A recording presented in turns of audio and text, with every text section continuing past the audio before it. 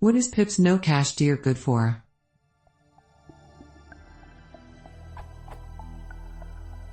I've recently seen the no-cache-dir being used in a Docker file. I've never seen that flag before and the help is not explaining it. Question: what is cached? Question: what is the cache used for? Question: why would I want to disable it?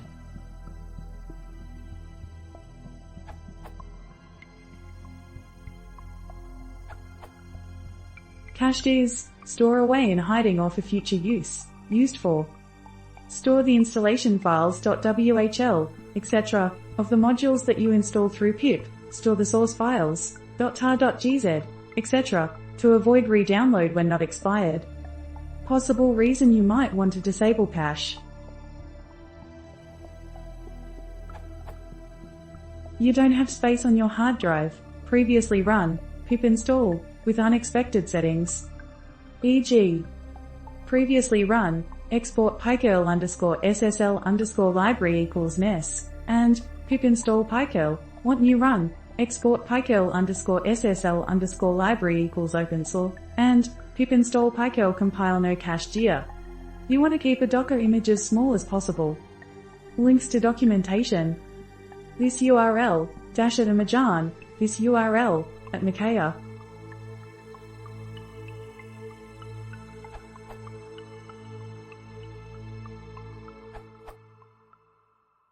I think there is a good reason to use no-cache-dir when you are building Docker images.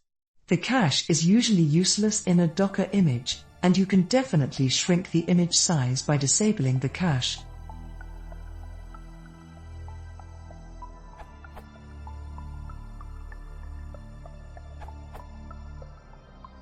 Another reason to disable the pip cache: if you run pip as a user that does not yet exist, their home directory will be created, but owned by root. This happens to us when building Amazon Amos in a CRUD. Pip is being run as a user that exists on the builder machine, but not in the CRUD jail where the AMI is being constructed. This is problematic as that specific user can now not SSH to what was just built as their SSH directory is not readable by them. I can't think of any other reason pip would be run as a user that doesn't exist though, so it's very much an edge case.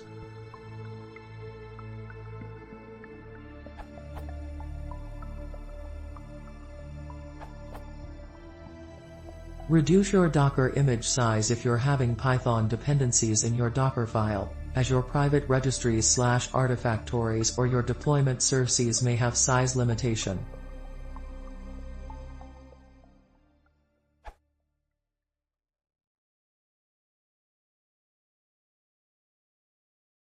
If you want to see more, please consider subscribing.